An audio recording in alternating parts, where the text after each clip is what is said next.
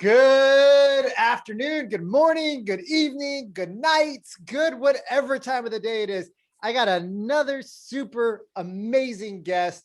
This is my buddy from the project. I told you guys you're going to hear a lot of great stories from these men because these are men that enjoy suffering for the hell of it. In fact, they paid $10,000 to $15,000 to suffer, but they did it for a reason. They did it because they wanted more out of life. They wanted to level up. They wanted to be a better man. They wanted to be a better spouse. They wanted to be a better human for society. And so I got my buddy who was in class 007 with me. Now, how old are you again, bro? I'm 25.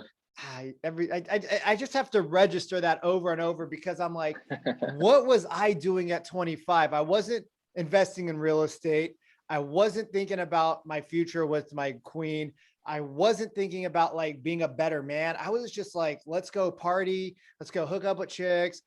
Who cares about money? You know, like I was living a totally different lifestyle. So I love talking with you because your perspective it's so on point of somebody who's older, but it's also on point for somebody who's coming in from the next generation. Because the way that you look at the world is so exciting to me because I feel like there's some places I'm stale. So it's Mr. Xavier Buzzard. Yay, ladies and gentlemen. He's wearing the Conquer shirt that is from one of our instructors, Ray Cash Care. But Yes, tell us, sir. bro, Delphus, Ohio, you do real estate, you do real estate investments, you flip some homes, you own some doors that bring in cash flow. You just recently got engaged, I believe. You're doing 75 hard. What else? I know I'm missing one thing. Oh, and you're also starting your own personal brand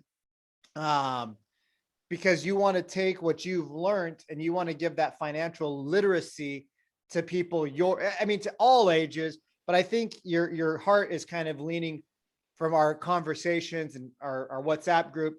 Your heart's kind of leaning to help people that are maybe in your space with your age group. Because if I had somebody like you who I looked up to that was a badass, that could be like, yo, Vic, you're making, 50, 60, 70, 80, $100,000 a year. You got money in the bank. Stop putting it in these cars. Like, let's go buy a rental. Let's go buy a flip.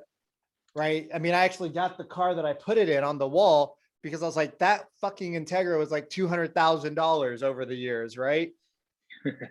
I got $9,000 for it. And Kelly Blue Book was 13 because it was so overly modified. I couldn't sell it for anything because it was just like falling apart. It needed like 10 grand worth of body work at that point. So I think that's what your goal is that you're building your brand to help people of all ages get into real estate for financial literacy. But dude, longest intro ever about me rambling. Tell me about you, bro. Welcome to Be Real. Well, I appreciate it, man. I appreciate being here, and I'm glad you invited me on. It's exciting, and I see this thing getting traction and taking off, and I'm happy to be a part of it, and happy to know you as a brother from the project. Yeah, that was a lot. So the one thing that I wanted to point out is, yes, I have done a decent amount of things. I feel like I'm just getting started, and I feel like that's something that everybody says, we're constantly striving to get so much further and so much more ahead, and we have these huge goals that where we're at kind of pales in comparison to where we're going, to where it makes us feel like we're just getting started. But yes, I have done a measurable amount with real estate, and my goal moving forward is to help people do what I have done because it has been very successful and it has worked. And I want to preface this conversation with the fact that I will never try to teach somebody something that I don't know or have not done for 100% fact, because I'm not trying to show you how to make $1 million in real estate because I have not yet made $1 million. That is where I'm heading and where I'm going. But as far as what I have done, I can teach that. So, to break AKA that down, everybody, take everything you hear with a grain of salt because we are sharing our personal experiences on our journey to our successes and through our failures. But we are not necessarily giving you full-blown financial advice. Is that what you're saying?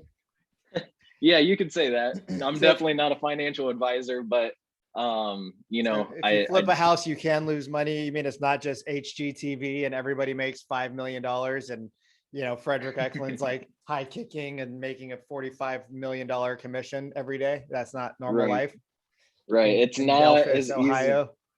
No, it's definitely not as easy as it looks. And, people flash the checks and flash the cars and the watches and everything.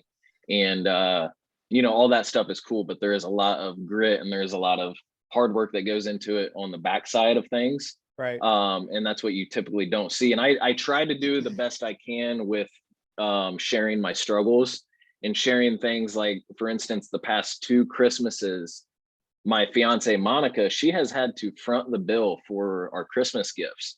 I was able to buy her the gifts from myself because that's something that I can't allow myself not to do as a man. I'm not going to be like, hey babe, you front the bill for what I'm going to get you, and then I'll pay you back whenever this house sells. But I take, and bless her heart, she's our security, like our safety net. So that's something that just, for instance, like, I'm betting the house, I'm betting the kitchen sink, I'm betting literally everything I have with with hardcore evidence that it's going to work. Time just hasn't caught up yet. So that's one of those struggles that people don't see, and I haven't necessarily shared that. I do share a lot, like, going into crazy credit card debt and having $800 a month interest payments on my credit cards, because that's how I'm funding these deals. That's how I funded my first 2 deals.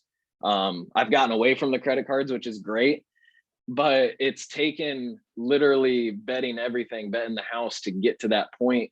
In those struggles like Christmas, like, it takes a lot out of a man to have his significant other, have his queen front the bill. And then you got to say, hey, just look and trust me, this deal closes and then I'll pay you back and we're going to get through this together. But that's one of those struggles, man. It takes a lot out of you, but fuck, man. I want to unpack a couple of things here for people, because I think there's some really good nuggets that you're pulling out, and I don't want to fly over them just like nonchalantly. Absolutely. I think we live in a world where being an entrepreneur is a buzzword. I think people think, oh, I'm going to do an entrepreneurial thing like flip a house or buy a rental or becoming a real estate agent or becoming a insurance agent or a loan officer. That's entrepreneurial, because a lot of those have really small bases that aren't really meant to. I mean, real estate for the most part has no base. But if you become like a loan officer or an insurance broker, you might get a small base, which is basically like a minimum wage for training. And then you go out and you make your sales. And as you make the sales, that's what drives the real revenue. But it takes a level of internal motivation that most people, I don't think, have. And it takes a level of confidence that I don't think most people have. And so then when you have, as a man, right? And we're not talking about men. I want to preface this for people. We're talking about masculine energy, right? So it's more of the masculine energy that doesn't want his feminine energy or, whatever it is. But as a man, I don't want to not be able to take my lady out to dinner. I don't want to not be able to take her for Christmas. It's one of the challenges I'm in right now personally, is that where I'm at financially isn't where I want to be. And so the women that I attract are, mid 30s, they're in their career. I remember when I was 35, I was like, dude, I'm on top of the world. We're making $400,000 or $500,000. I think it was like 350,000 that year. Like, I just bought the Range Rover. Life was fucking good. The money's in the bank. The bills are all paid up front, like no debt. Fast forward a couple of years, I'm like the exact opposite, but like you, I'm willing to invest in myself. And I want you guys to hear that. He said, I'm willing, babe, to invest in me and our future, knowing that the back end is going to pay off because you had the faith in yourself and she had the faith in you as well. And you bought her what you could, but I guarantee you she gave no shits about the gift. She gave everything about your personal presence. Is that correct? Absolutely. Yep. So, and go ahead. No. So how do you as a man especially a masculine man, because I've spent time in the trenches with you. How do you, as a masculine man, look at your lady on Christmas, knowing that you have a $10,000 check coming in 45 days, but also knowing that, like, damn, dude, she's 2 years in a row, I promised her something. And like, I'm sure the first year you're like, babe, I'm good. I swear I'm good for it.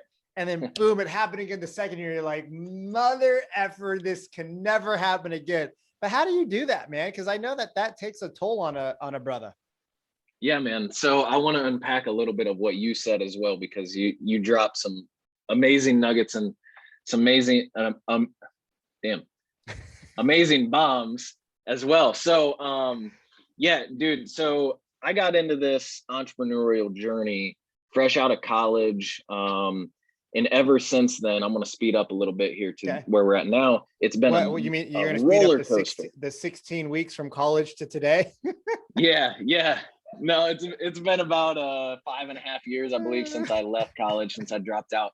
But what I'm getting at is, for the past 5.5 years, every single day, and you know this as well, and everybody that has been through this knows, every single day is the craziest roller coaster you can fucking even experience. Because 1 minute you can be on the moon, you can, earlier today I had to take a drive because I had so much anxiety of what I was dealing with at that time and the fires that I was putting out at that time. Now I feel great. And whether it's minute to minute or hour to hour or day to day, week to week, month to month, year to year, this journey is a roller coaster that it's crazy. So every day, what you said, basically, I've had a lot of success with real estate out the get-go. It's been something that has just come natural to me, and it has worked. And the thing that I love about real estate is it's cut and dry, black and white. The numbers don't lie. If a deal works, a deal works. So that's the approach and the mindset that I have going into real estate, going into these investments and these deals. However, with that being said, there are the factors that you can't really control, like a contractor that takes 3 times as long as he says he's going to, timing, and whether or not it rains and the backyard floods, right, and there's a showing that buyer wanted to buy the house, but they see that the backyard flooded, just little things like that you can't control. And it's a roller coaster. But going back to the Christmas thing, so we flipped our first house. We bought it in March, and it was supposed to be a 3-month project. So we were supposed to be out April, May, June. Everything. Were you using hard money, or was it all cash? That was financed through the bank, and then used a lot of cash on that one. And nice. Also, that's where I started with the credit cards. I got into a deep hole with the credit cards. Okay. And to give you some numbers, we anticipated making $60,000 on this deal. Wow. We ended up making 27 because it took double the amount of time. But what I'm getting at here is, starting in March, April, May, June, we were supposed to be out of it in June. We didn't get out of it until the following January or early February. And that put us through Christmas time. And you can imagine, by Christmas time, an extra 9 months into this deal, the interest on the credit cards is just through the roof. Like I said, I was paying $800 a month just in interest on top of my house payments, my insurance, my utilities, my car, like everything. So those are the things that a lot of people don't see when it comes to flipping. That one little thing, a contractor that says, yeah, I can get this done in 3 months, he ends up taking 9.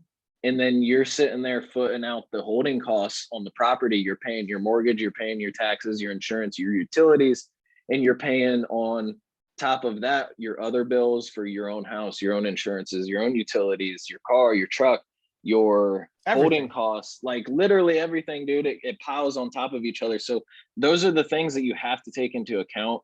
But going back to the roller coaster, man, so that was a real tough time. We got through it. We ended up making just under $30,000 on that deal. So it was still a win. And it's a huge win. Yeah, man. The intangibles, though, was the biggest win. Those lessons of, hey, these contractors, some of them don't have a clue what they're talking about. Most of them don't. Some of them will screw you around, Yeah. over promise and under deliver. And those are just things that you have to be aware of. And that's a thing that I want to help people be aware of going into their first deal to optimize their first deal. My first deal was great. The one that I was just explaining was my second deal. That one is the one that we learned a lot on. But my first deal allowed me to get through that second deal, if that makes sense. And the thing that I want to help people the most is starting out on the right foot, because one deal can make or break you, and there is risk involved. You see all the stuff on HGTV. I promise they're not showing you everything. So Dude, my first flip that we bought was a 3-way partnership, and it had a beautiful view of the Puget Sound, but there was termites that my contractor said he put wood putty in there and he just packed it up so that the ends were hard. And I'm like, what about the rest of it? He's like, I think they're solid. And I'm like, okay, is that the right way to do it? He's like, yeah, that's what I do for all my properties. I didn't realize that that's actually not how you do it. The second house I thought was going to fall off a cliff, all sorts of water leaks. The third house had major flooding. So when you're talking about the flooding, our backyard didn't flood. We'd finished the renovation, the roof leaked, and then the basement flooded. man, Fourth house we had a septic that just had been flattened over 50 years. So it was a concrete septic tank. So we finished the whole remodel, blew out the walls. It looked sick.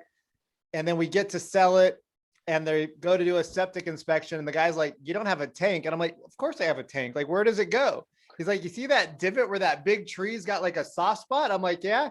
He's like, that's all your sewage. And I was like, oh, he's like, yeah. So we dug up a little bit, and there's concrete pieces that were just like opened up. I was like, where's the HGTV at right now? Like, you walk in, you powder it up. It's like, put lipstick on a pig and you're done. And you make 50 grand. I was like, dude, none of these are easy, bro. Like, people think that making money is easy. And that's one of the things that I want people to realize. Like, you're young, but you started in a market that was not a $500,000 Los Angeles market. You're not in the Seattle market. You're not in the, Miami market where you're buying 400, 500, 600, 700, $1 million flips. You're buying flips that were affordable, that had huge returns. I mean, right. Your cash on cash return on your properties some of the properties you shared are like 100%, because you're able to get these really great deals because you do live in a smaller city, right? So do you think that people in this day and age, I mean, do you think people in today's age, and I want to get into why you went to the project. I want to get into like a little bit about why you are who you are and why you decided, like, I want to just go and suffer at 25 years old, because you didn't need to. You've already proven to be successful. You got a girl that cares about you, obviously. On the outside, it's like you're on track to having a great life. But do you think that people just think life is so easy? I feel like everybody has a different time in their life where they have these aha moments, and they have, really impactful experiences. And I was fortunate enough to have a lot of those at a very young age. And I feel like that all comes in time, and it all comes on everybody's own journey at the right timing. Everything happens in perfect timing. That's something that I strongly believe. So as far as people thinking that life is easy, I would say, they either have had a pretty good experience with life growing up, or they realize that it's not easy, whether it's too late or too early. I don't know. That's a tough question. I've never thought about that. But as far as, my own experiences, and life's definitely not easy. I think a lot of people get that idea. Maybe they haven't had the personal experience enough to realize how hard it actually is. I think a lot of kids, maybe let's say high schoolers, freshmen through seniors, they go into their adulthood out of high school thinking that life is a lot easier than it actually is. And then they start getting smacked around and run through the ringer. And then it's either nut up and shut up and, make something of yourself, or they just get beat around, and then it's poor me, woe me, and they end up being another statistic. But I think as long as you can realize what is going on and you can put a positive spin on it and you can really grit your teeth and work hard through it, I think you're going to realize that life is hard, but you can be harder than life. And one of the biggest things, something that is a symbol in my life, and it's literally right behind the camera, is my mouth guard from the project. And I still have my mouth guard from every year of football. There it is, man, the axe. I still have every mouth guard from every year of football laying around my house or in my trophy cases, or, as gross as that sounds, mouth guards are a symbolization to me of gritting your teeth and biting down and like white knuckling through the shit that you need to get through and making it happen. Like, for instance, I played college football. I played football for 13 years, played 2 years in college, won a handful of championships, had some very good success with football in general. And you got to think, every single play, you're wearing a mouth guard, you're biting down. And I used to bite through my mouth guards because I would get so pissed and so aggressive. And we played smash mouth football, and we really like got after it. That's why I have all these concussions, because like I would 13. bite. Yeah, I've got about 13 concussions. So I would bite down on my mouth guard to the point where I would bite through it and I would feel my teeth on the other side, and I would just go and smack the other dude in front of me. And that's that's a symbolization of how I get through life. Like, if something's in front of me, I am going to get through it. I don't care what it is. It's going to happen. And it may suck and it may beat me down.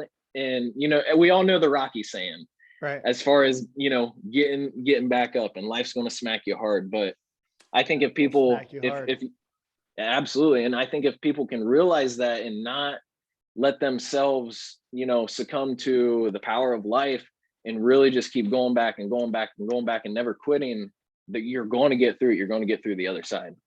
And we can unpack this all day long, but no, man, it's the grit, bro. Like, I hate to say that you got to grit and grind through life, but when you're starting a new thing, like, just look at a baby walking, right? Look at the progression that a baby has to get from birth to their first step, and then to walking, and then to actually being able to run, and then to actually being able to like maneuver without you and not fall. It takes them years to be able to get to that point. And they're still wobbly at like 3, 4, 5 years old. And so if you look at the evolution of a child, right, there's a lot that they have to do before they go from being a newborn baby to somebody who can actually take care of themselves at a decent level. And we expect that we're going to go out and start a business and post a couple of things on Instagram. And next thing you know, we're going to have a bunch of clients, and we're going to have all this money coming in, and we're going to have a Lamborghini, and we're going to be on private planes, right? Like, being an entrepreneur is hard. Having a business that does 100, the average entrepreneur makes $71,000 a year. Like, they're not making a lot of money. Like, I got a job offer that was 4 times that much that I said no to recently. Like, I was like, God, there's a portion of me that's like, that would be a lot of money that would be a good amount of money for right now. But how short would I be selling myself in a month? Like, that's 20 grand a month. But if I'm going to do that, like, I just started to think about all the things, and I started to stack up all my wins, and I'm like, dude, just suck dirt for 2 more months and build the business. And then you're going to make 20 grand a month no matter what, but you'll probably make 30 or 40 or 50. And you're going to look at that 250 opportunity and be like, yeah, that was an awesome confidence boost. But why sell myself short? Like, why does somebody else get to tell me what I'm worth? Right. Right. And you would be selling yourself short of all of those experiences of falling down, like the baby does on its progression of crawling to walking to running. You would miss out on all of those experiences. And that's why guys like us that are cut from clearly a different cloth, that like to go through shit like the project, we like the burn and like the scrapes and the blood and the sweat and tears. And we like that shit because it's such a great experience, and it's so valuable to have that and to get that personal experience. And, if you would take that job, you would sell yourself short of all those experiences of going through the trenches and getting through it. And there's so much value to that.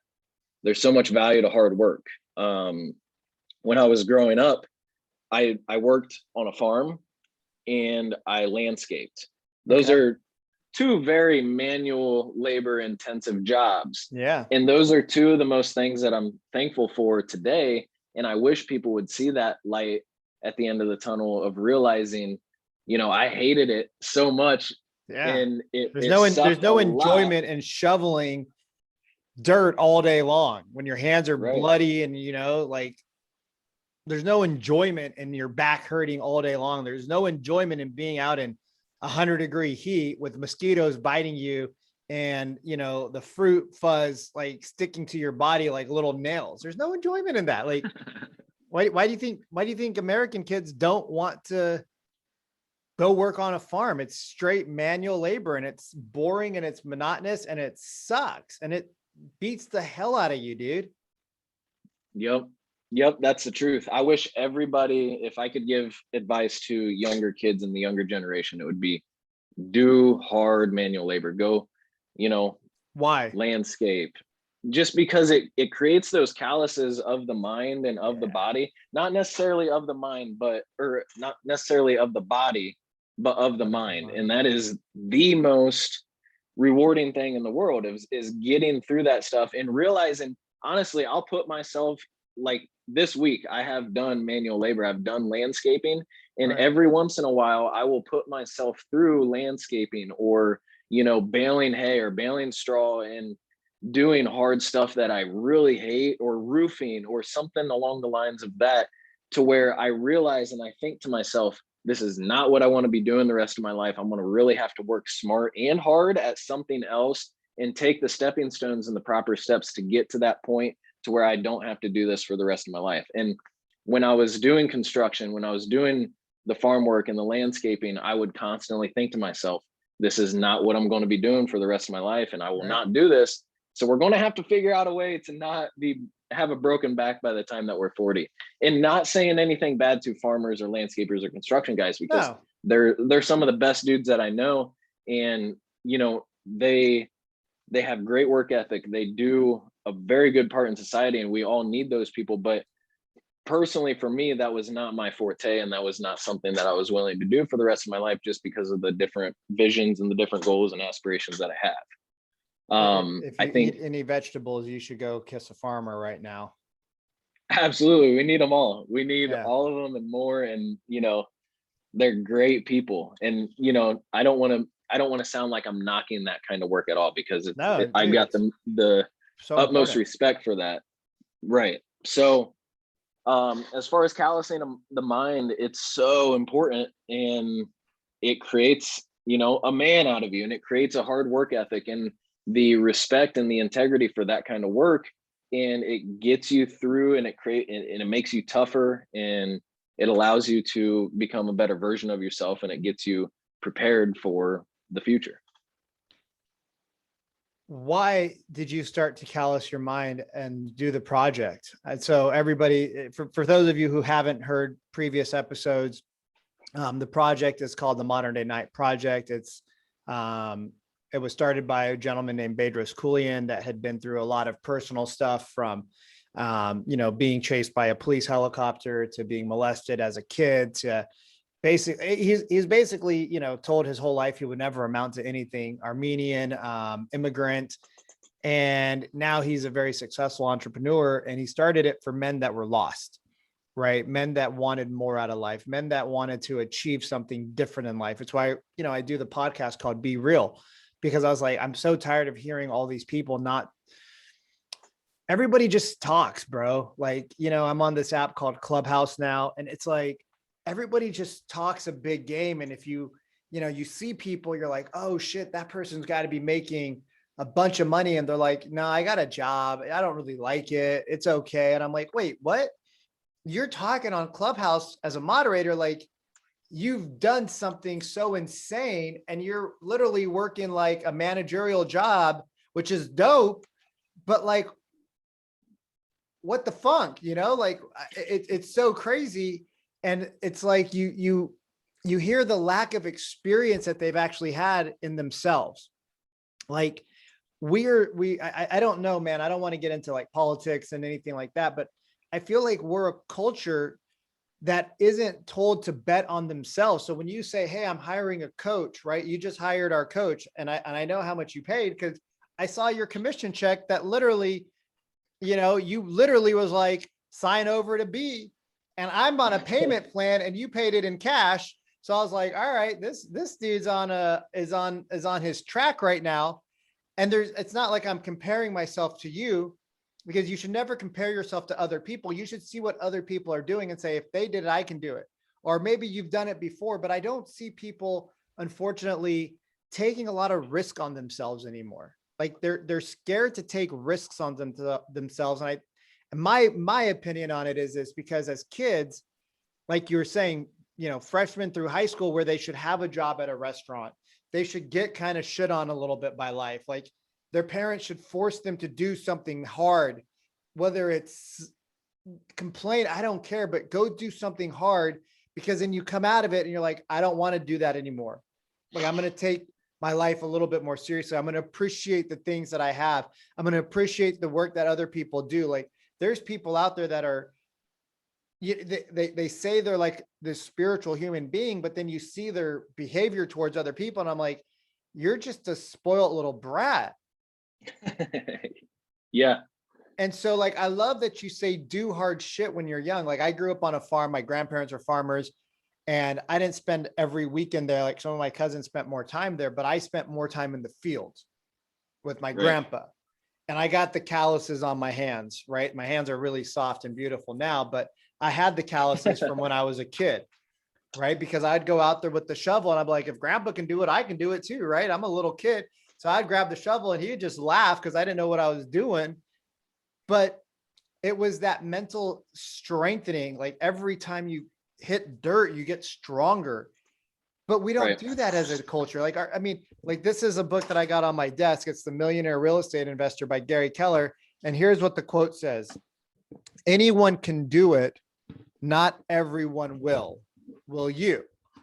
And that goes back to your saying of like, real estate's black and white. It's all about the numbers. There's some variables in there, right? But if you adjust properly, if the deal's got enough skin in it, you're going to be fine. You're going to figure out a way. Like most people figure out a way, because if they look at the numbers the right way, you're going to figure it out. But it's everyone can do it, but not everyone will you? Like that's such a powerful quote. So tell me why you joined the project, bro.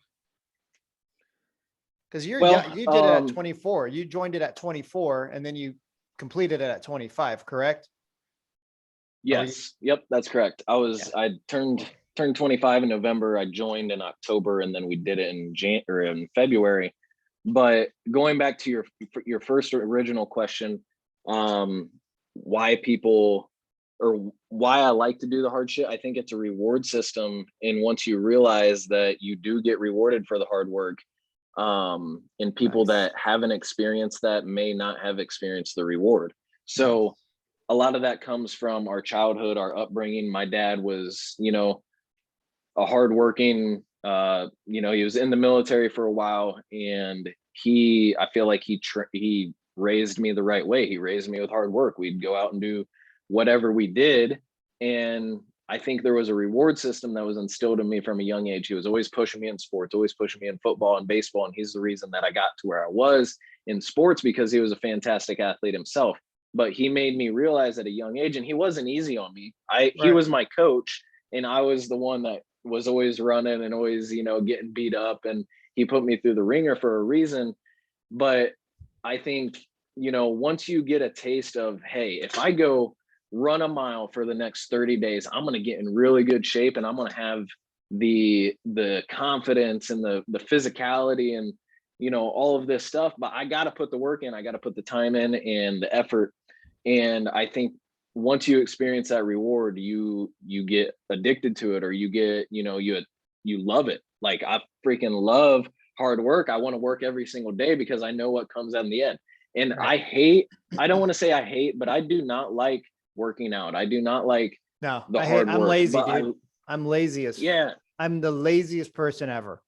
Right. And I would love to sit around and eat ho-hos and be a fat fuck, but I know what that's like, and I know what's on the other end of hard work, and I choose the hard work every single time.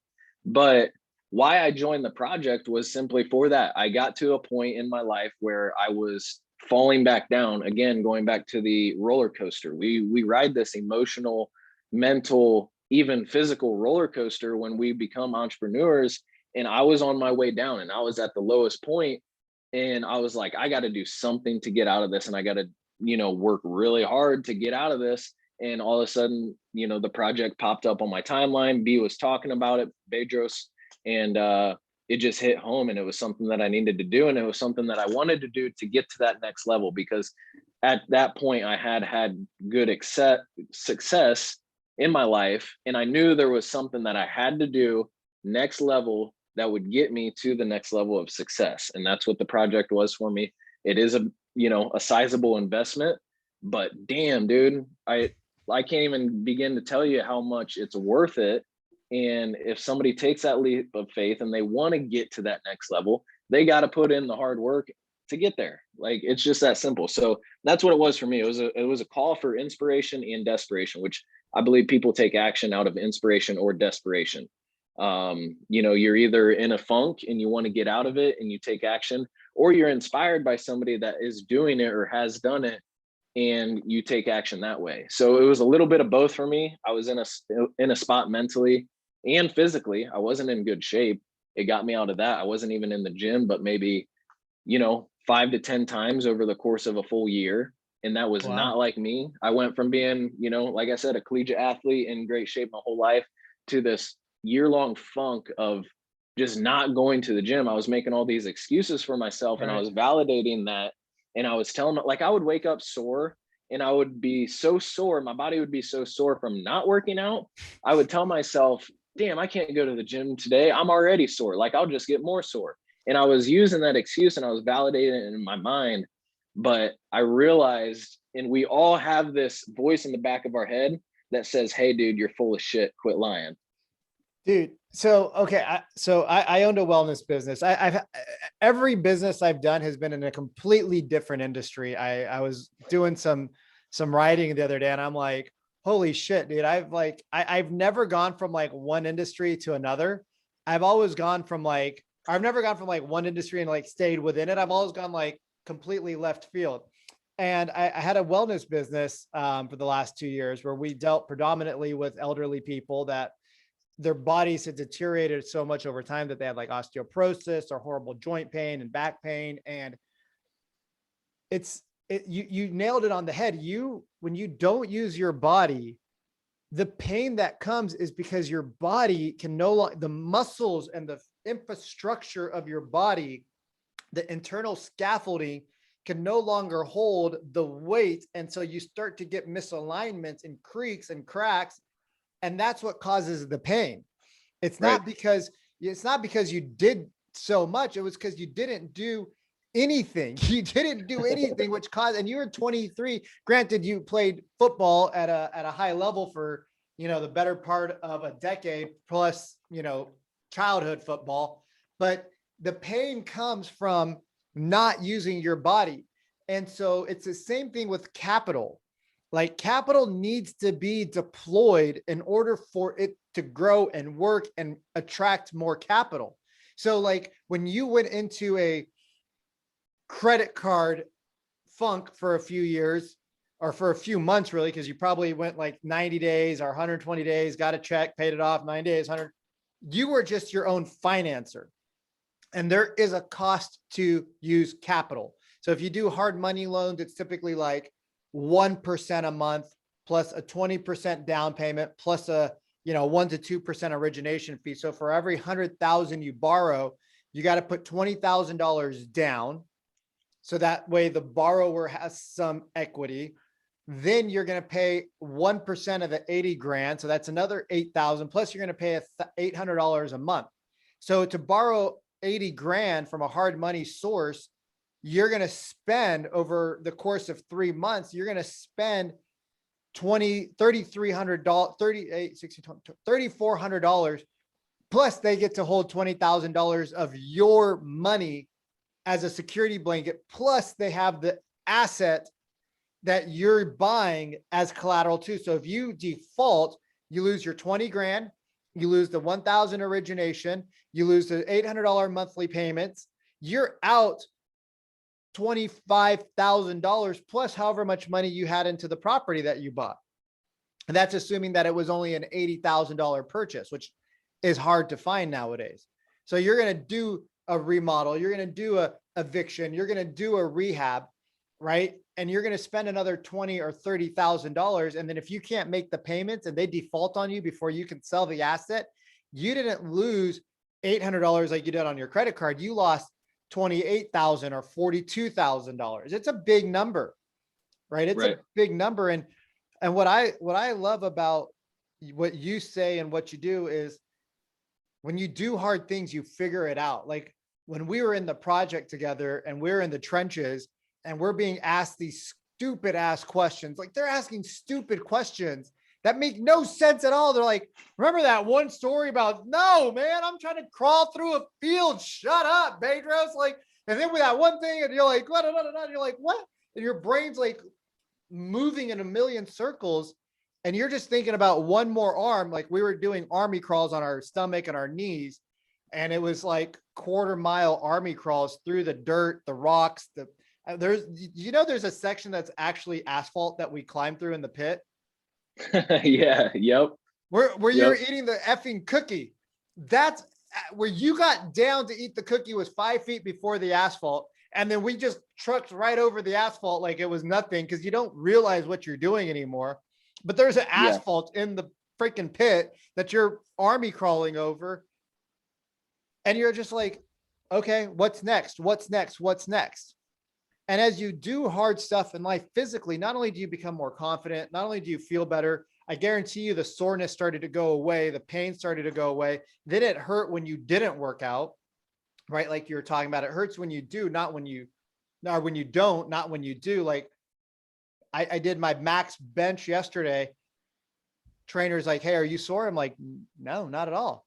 He's like, you don't get sore. I'm like, well, I take care of myself. I eat healthy. I take supplements, but we went through such hard training for that when you do normal life, you're like, okay, so I had some plumbing issues. Like in your rental, you had the basement flooded and you said in your post online, like, why don't you, do you mind sharing that story? Is that cool? Do you remember what you said do you remember what you said in your post? On the group me, right? What I told you guys? I think, yeah. Or no, I know what you're talking about. So yeah. I think you posted something on Instagram and then you also posted it in the WhatsApp. Right. So we had one of the rental basements flooded and the renter texted me and she was kind of worried and slightly possibly freaking out about it. And, it didn't even faze me. I just, called up one of my buddies and I took what Bedros taught us of saying, who can solve this problem, not how do I solve this problem? Because for me, it would have took me going to the store and buying the right equipment, buying a portable sump pump and, the hose and the extension cord and the shop vac and everything that we needed to get that problem solved. I called up my buddy that I already knew. He had all those things. He knew how to do that stuff. And I said, hey man, can you help me out? He was there within, 20 minutes or so. And he got the problem solved. And I didn't have to spend too much time on the problem because I got a hold of him, but I needed to be able to do that because I needed to go to my sister's basketball game. And that was really cool. So I think what you're getting at is in the project, we learned how to take on adversity and to solve problems so well and so quickly and so efficiently that it rubbed off into a real world problem where, a lot of people would really worry about their basement flooding. Like that's it's kind of a big deal. I get it, but it's really not. Like you just really need to solve the problem. And I actually made a post recently on Instagram and Facebook about not having an emotional reaction to every shitstorm that happens in your life. And I involved zero emotion with that problem. Some people would start freaking out and they would say, oh my God, the basement flooded. Are you kidding me? How are we going to solve this? How is it going to affect the house? Is the house going to fall down? Whatever, like they're going to freak out about it. I literally like, I was like, okay, we'll assess the situation. We'll figure out how bad it is, and we'll Right. figure out what we need to do to solve it. And I think, there's a lot to unpack there, but to answer your question, yeah, that's how we solve that issue.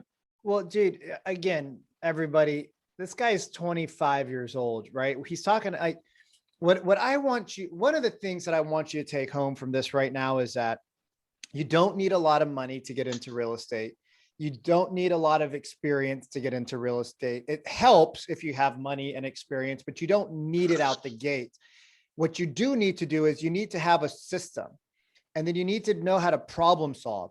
And when something's going to happen, like, everybody says in real estate, because I just got my first rental. I've flipped houses, I've sold houses, but I finally got my first rental last year, and it's got 2 units. And I've done remodels before. Like I've done 8 or 9 large scale, bare bone remodels. My contractor took longer. The city took longer. Granted, this was a time of COVID, but the city took longer. We did stay in budget. I don't know how, but we stayed within, we didn't even go 5% over budget. And that was including some upgrades and some walls being taken out and adding some walls to make some additions to the room count to get more value out of it. We stayed in budget. We had to redo a roof, right? So, I mean, like, it was extensive. We were down to the studs based in some of the rooms. It was, a disgusting house that crackheads had lived in and overtaken for years. It was literally, I threw up when I walked out of it. It was so bad. And I've been in some pretty bad places. The thing is that you just start to do, and then you take the emotion out of it. And when you take the emotion out of it, you see what you said. It's just numbers. It's black or white. It's, hey, there's an issue. There's multiple options. I can do X, Y, and Z, or I can go take a breath, right? Slow is smooth, smooth is steady, steady is fast. Take a breath, attack the hill, and get it done. And I don't need to be there. Like, what most people think is that you got to invest in your backyard. What most people think is you got to be able to kick the real estate tire.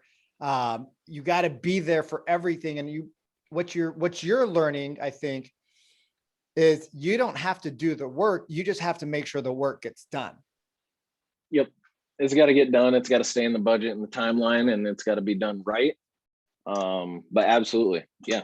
It's probably cheaper too for you to hire a professional than it was for you to go to Home Depot and buy the sump pump, buy the extension cord, buy the hose, buy the shop. You might have already had a shop vac, but clean out the shop vac, right? And then go and actually plug it into the ground, put it in the right location, suck out all the water. It's probably cheaper just from a cost standpoint for that, because sump pump's like $100, the hose is another 50, the shop vacs another 200. That's like $800 and stuff you don't really need on an everyday basis. Right.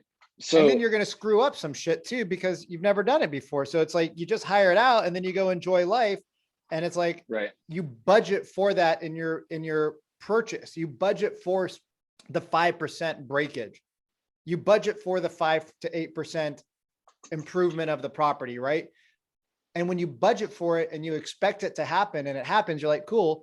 When it doesn't happen, you're like, cool, I made an extra 5 or 8% this year, but I know that next year we're going to have to change the air conditioning or the heater. So I'm just going to keep that money in the account, and eventually it's going to grow to a big enough number. And if you need to use it for some big capital improvement, you can. And that improves the value of your property too.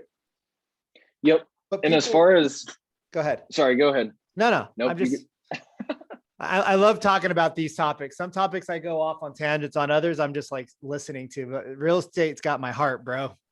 That's all right, brother.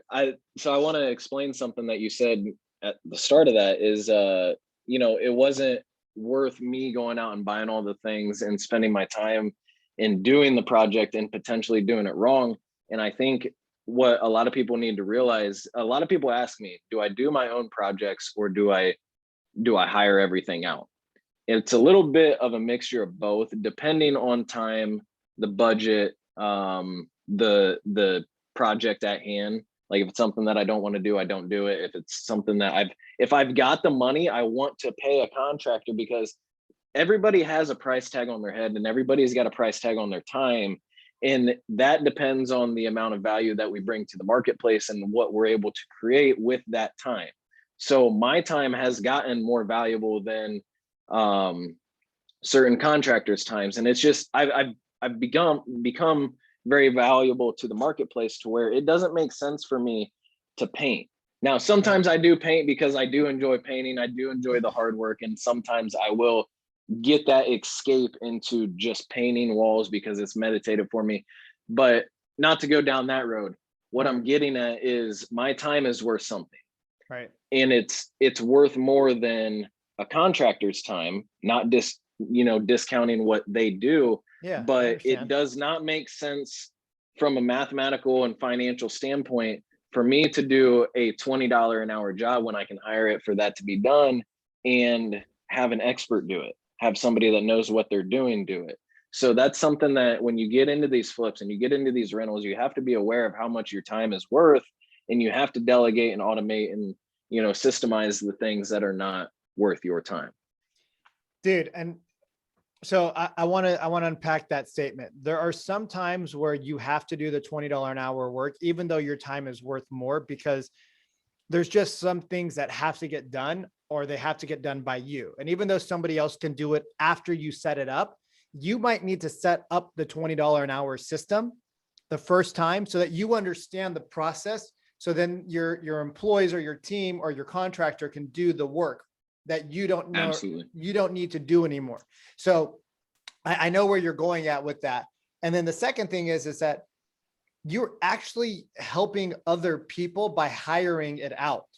You're actually growing the economy. You're actually growing your contribution to your community by hiring other people, because you're employing them, which then gets to feed their family, which then gets to feed their employees, which you are part of the circle of life at that point. If you just do all the work yourself, and don't get me wrong, there's a time when you have to, but when you're capable of getting some help, you're actually closing that karmic gap, that karmic circle, which is freaking awesome, because now it's not just your benefit, it's the benefit of 10 or 15 or 20 other people, which is super dope, because it's like, my contractor's like, yo, I need to get paid, Vikram. I'm like, well, the work's not done. He's like, I know, but I got to pay for my kid's school. I'm like, the work's not done, bro. I can't pay you. Like, I can't pay you for something that didn't get done. So you know what happens is the next day he's there, they finish it off. I go, I check it out, I pay him. And he's like, hey bro, thank you so much. I needed to pay for my kid's school. So not only do you get to build a great product, but you also get to help other people. And you are now employing so many people without even knowing what you're doing. So I think that's really dope. And then obviously, you shouldn't paint if you're making 10,000 a month and you can do 4 or 5 projects that are making an extra couple grand. You shouldn't paint for the day unless, you get the meditative experience out of it. But it's like, don't go and detail your car for 9 hours on a Saturday or a Sunday. Pay somebody to do it. Spend 4 hours with your family or your dog or meditating or hiking, and then spend out 4 hours planning for your next week, so that now you're not just getting your car detailed, but you're thinking about your next investment. You're thinking about the next trip you're going to take, the next experience, because you plan for 4 hours, which has got a way higher value than going and washing your car for 9 hours. Right. Yeah, man, it's a cool spot to be in when you literally get paid to think. And, that's why I will go down and I will paint every once in a while. And I do enjoy it. And I'll allow myself to do that because there is an intangible value there taking place, not just painting walls. Like I'm not painting to paint. I'm painting to think. I'm painting to allow myself to get away from people. I go and I turn my jams on, and, in the evenings I might have a beer or 2 or 10 and, paint the walls, and I have a good time. And I allow myself to escape mentally or dive deep down in mentally, depending on what I need as a person. So there's a lot of intangible values, and there's a lot of fine lines to balance, and there's a lot of things to take in. And everybody's got their own theory, everybody's got their own idea. Some people would say you're crazy for painting and you're losing money, but they might not realize how valuable it is to me to think. Well, and Bill Gates, Ray Dalio, Bill Gates, Ray Dalio, Warren Buffett. And I know there's somebody else that I'm missing, even my coach, Sharon, which is one of Bedros's good buddies. They do thinking vacations where they go and Yeah. they unplug. You know, Bill Gates will take like 50 books and he'll power through them over a course of 4 or 5 days. And he'll read more in those 4 or 5 days than most people will have read their entire life. And then you look at the reward for that. It's like 5 days away from reality to consume the content. And they don't just consume, like they consume and write, but enough content to change the world. And they do that a couple of times a year. And if, you know, the Bill Gates of the world and the Warren Buffetts of the world and the venture capitalists of the world who have so much stuff coming all the time at them can do it, it's amazing that we can't turn our phone off for 20 minutes to just sit in silence every day. Right. Like we can't find 20 minutes a day because we're so busy consuming for that noise. Dude, I could talk to you. I can't believe it's already been an hour. It's been an hour. It's Damn. literally been an hour Okay. because my next appointment just got on to Zoom and I just got an email notification. I'm like, Yep. holy shnikey.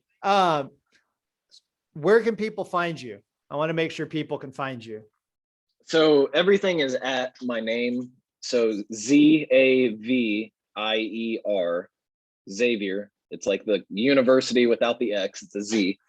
Xavier Buzzard. Last name is B as in boy, U-Z-A-R-D. Xavier Buzzard. I'm on Facebook and Instagram. I'm very active on Instagram, here and there on Facebook, but that is where I'm at right now. And, you know, I was explaining to you where we got some things in the mix soon, and that'll be an announcement for a future date. So, dude, I greatly appreciate the opportunity to be on. And I know you got to go. We could sit here and talk for hours, but that's okay. We got a couple more minutes. I want to make sure we end this the right way always.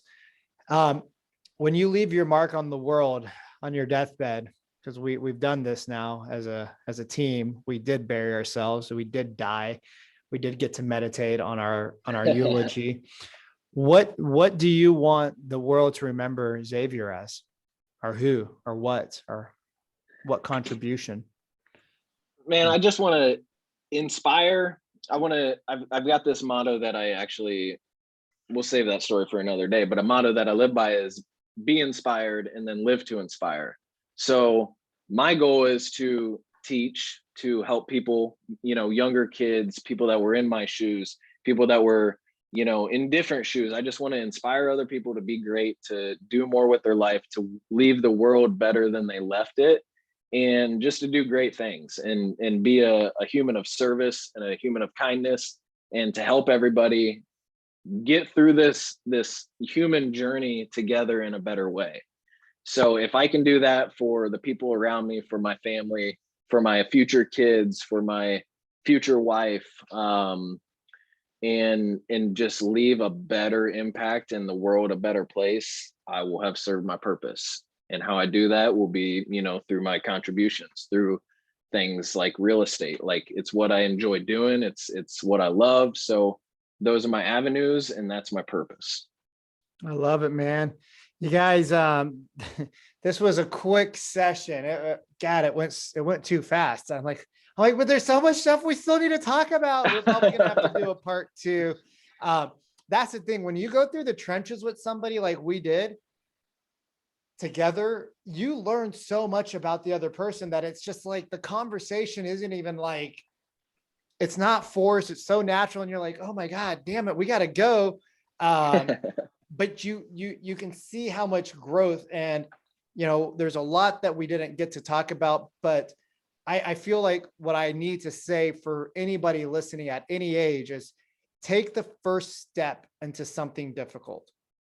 Take that first step, right? There's so much you can still do no matter how much time you have here on earth. So take the step, go out and buy the investment, go out and try something hard today, go out and make an impact on somebody else, go out and do something different than you would not normally do, and take a risk on yourself, invest in yourself, do the research, but invest in yourself. Because when you do that, even if you got to have your girl pay for your bills for a few years, when you do that, you're going to take so much accountability that the rest of your life, you're going to be able to do what nobody can do. And you're going to be able to live a life that nobody can live. And you're going to be able to write checks that people are going to make in a whole year. You're going to write the check for, boom, a coaching session. So you guys go follow my boy. You know where to find him on IG. That's where he's actually the most active. He's got great content. I can see the growth that he's had over the last 90 days since we graduated the project. And I know that the best is yet to come for this young brother of mine. So make sure you guys follow him and reach out to him and thank him for his time. And bro, I'll see you soon. Dude, thank you so much. Peace and love. Love it, brother.